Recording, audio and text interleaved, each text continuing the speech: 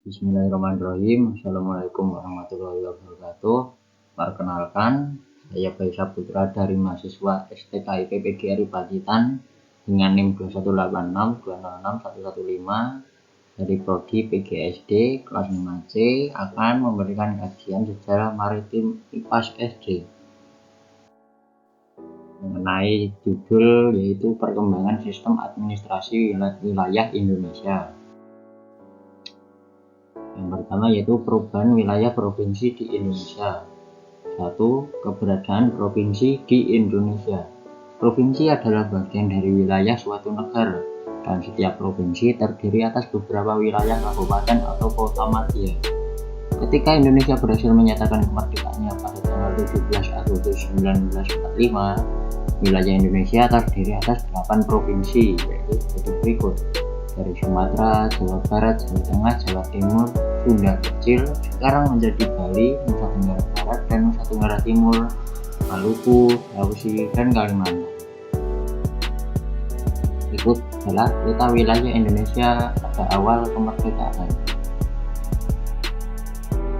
Dalam perkembangannya, sampai dengan akhir pemerintahan Orde Baru, Indonesia terdiri atas 27 provinsi.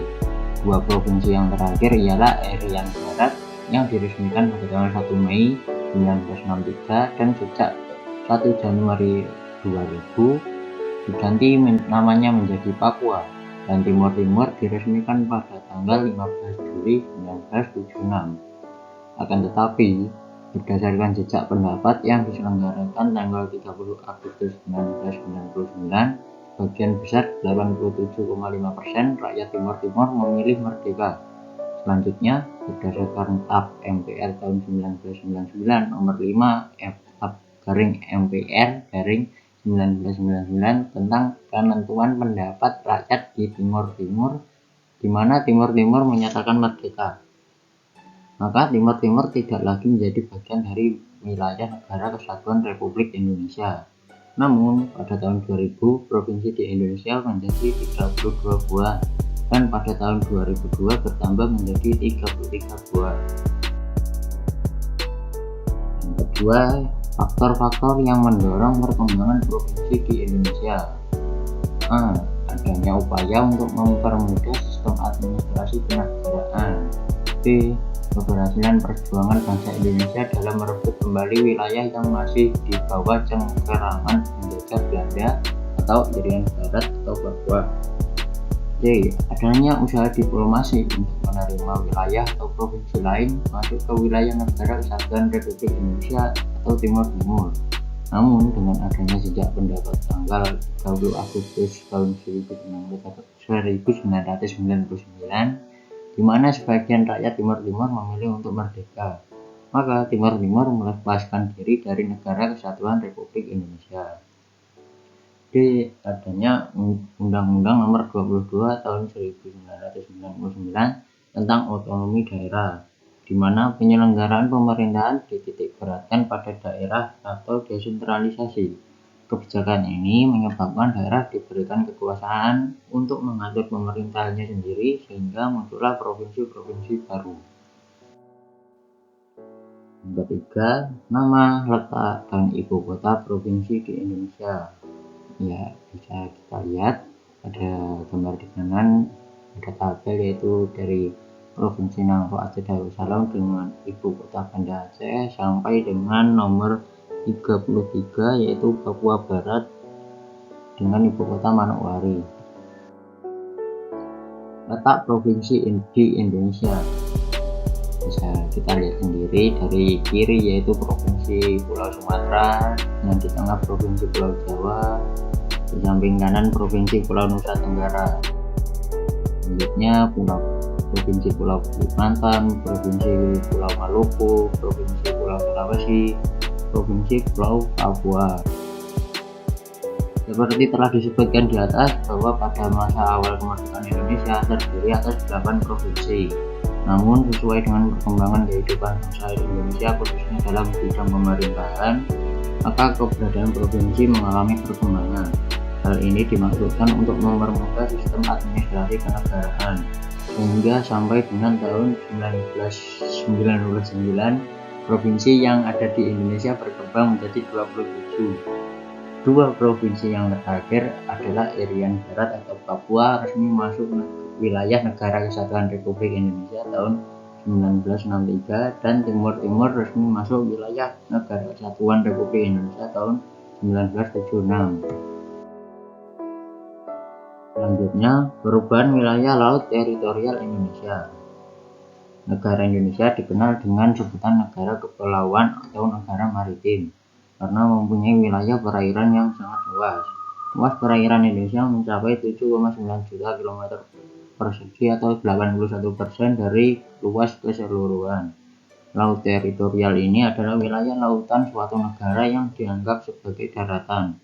Berdasarkan ordonansi tentang laut teritorial dan daerah maritim atau Territorial Zone Maritime Kringen Ordonnance tahun 1939, yakni pada masa pemerintahan Hindia Belanda, batas laut teritorial Indonesia hanya sejauh 3 mil atau 1 mil laut sama dengan 1850 meter. Diukur dari pantai setiap pulau pada saat air laut surut. Ordonansi tentang kelautan tahun 1939 dinilai sudah tidak sesuai lagi dan sangat merugikan untuk memelihara kepentingan dan kebutuhan vital Indonesia baik di bidang politik, sosial budaya maupun pertahanan keamanan nasional. Oleh sebab itu, pemerintah Indonesia memperjuangkan batas laut teritorial tersebut ke forum internasional. Pada tanggal 13 Desember 1957, pemerintah berhasil membuat kesepakatan yang dikenal dengan nama Deklarasi Juanda. Dalam deklarasi ini disebutkan bahwa garis laut teritorial Indonesia adalah 12 mil dari garis dasar.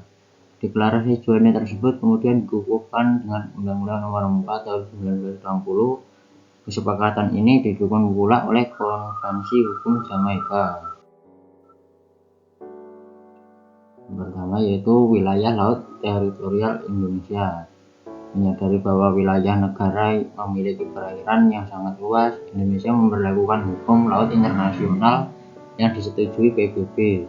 Hukum itu berupa traktat multilateral hasil pertemuan di Jamaika pada tanggal 10 Desember 1982.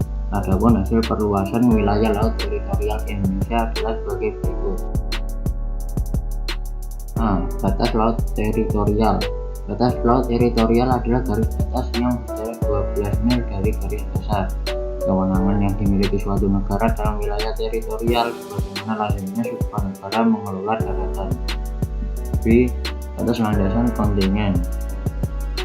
Dalam perkembangannya pada tanggal 17 Februari 1969, pemerintah Indonesia mengumumkan tentang landas kontinen Indonesia sebagai usaha peningkatan perjuangan untuk pengakuan gagasan kawasan Nusantara.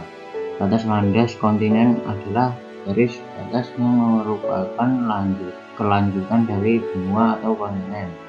Kewenangan yang dimiliki negara dalam wilayah ini bahwa negara pantai boleh melakukan eksploitasi dan eksplorasi kekayaan mineral dan kekayaan alam lainnya, dengan kewajiban harus membagi keuntungan dengan masyarakat internasional. C. Batas zona ekonomi eksklusif atau ZEE. Pada konferensi hukum laut internasional di Jamaika tahun 1982 diputuskan bahwa wilayah laut bagi negara kepulauan sejauh 200 mil dari garis pangkal teritorial. Sebagaimana tindak lanjut, pemerintah Indonesia mengeluarkan UU Nomor 5 Tahun 1983 tentang zona ekonomi eksklusif atau ZEE, bahwa batas wilayah laut Indonesia sejauh 200 mil diukur dari garis dasar.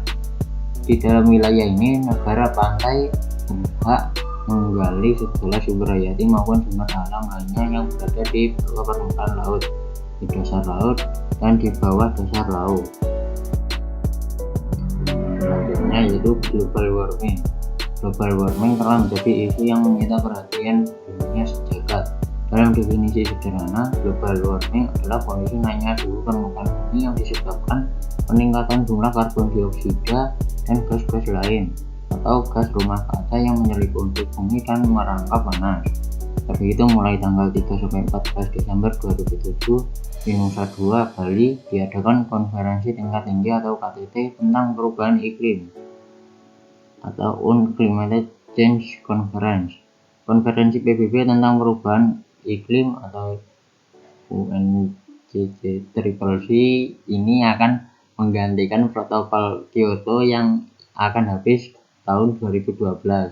Protokol Kyoto 1997 sampai 2012 intinya berisi kesepakatan antara negara-negara maju dan berkembang untuk secara bersama-sama mampu mengurangi atau menurunkan emisi karbon di muka bumi. Untuk menghadapi global warming di sekolah, kita harus melakukan 5R dan 1O. Yang disebut 5R dan 1O adalah sebagai berikut. Yang pertama, reduce, yaitu menolak menggunakan barang yang tidak ramah lingkungan. Yang kedua, reduce atau menggunakan barang seperlunya, menggunakan air seperlunya, mematikan alat pendingin pada ruangan yang kosong, dan mematikan barang elektronik jika tidak dimanfaatkan. Yang ketiga, reuse atau menggunakan barang bekas untuk kegunaan yang sama. Yang keempat, recycle atau menggunakan barang bekas untuk kegunaan yang berbeda. Yang kelima, rating, yaitu mengubah paradigma lama yang cenderung eksploitatif dan merusak alam menjadi paradigma yang ramah lingkungan. Sementara O adalah otarki dalam bahasa Jepang atau go green, yakni menanami pekarangan dan penghijauan lingkungan. Otarki dapat diartikan budaya menanami pekarangan rumah dengan tanaman konsumtif, termasuk di dalamnya tanaman obat-obatan. Selama ini pekarangan rumah dan tanah kosong yang dimiliki masyarakat Indonesia belum tergarap secara maksimal. Yang ketiga, peta wilayah laut teritorial Indonesia.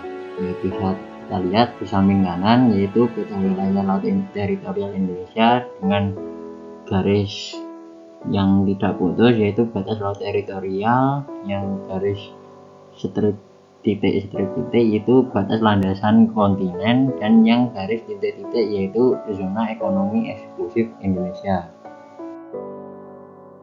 Yang keempat, upaya pelestarian laut di Indonesia. Bangsa Indonesia yang memiliki perairan laut yang luas dengan segala kekayaan dan keindahannya dan berhak mengelolanya. Pengertian pengelolaan tidak hanya mengambil dan memanfaatkan segala kekayaan dan keindahan yang ada, namun lebih jauh lagi, bangsa Indonesia harus mampu melestarikan kekayaan alam terutama yang berada di lautan. Berbagai usaha yang dapat dilakukan bangsa Indonesia dalam upaya pelestarian laut antara lain sebagai berikut. Larangan membuang limbah industri ke laut. Pembuangan limbah industri yang bercampur dengan bahan-bahan kimia ke laut akan mengakibatkan punahnya kehidupan di laut. Dalam hal ini, perhatian pemerintah benar-benar dibutuhkan. B. Pencegahan polusi air laut. Kapal-kapal yang membuang bahan bakar seenaknya juga tumpahan minyak dari kapal tanker dapat menyebabkan polusi air laut. Karena adanya polusi tersebut, ikan dan burung-burung yang mencari makan di laut dapat mati. Ikan-ikan itu mati kekurangan oksigen karena permukaan laut tertutup tumpahan minyak. Adapun burung-burung pemakan ikan juga dapat mati karena terjebak buangan minyak mentah yang lengket sehingga tidak dapat terbang. C. Larangan penggunaan bahan peledak untuk menangkap ikan. Penangkapan ikan dengan menggunakan bahan peledak dapat merusak lingkungan laut. Ikan besar dan kecil dapat mati semua karena penggunaan bahan peledak. Belum lagi kerusakan barang yang ditimbulkannya dapat menyebabkan ikan tidak memiliki tempat untuk berkembang biak. D. Mengadakan reboisasi pantai. Tanah-tanah yang gundul di sekitar pantai sangat mengancam kelestarian lingkungan.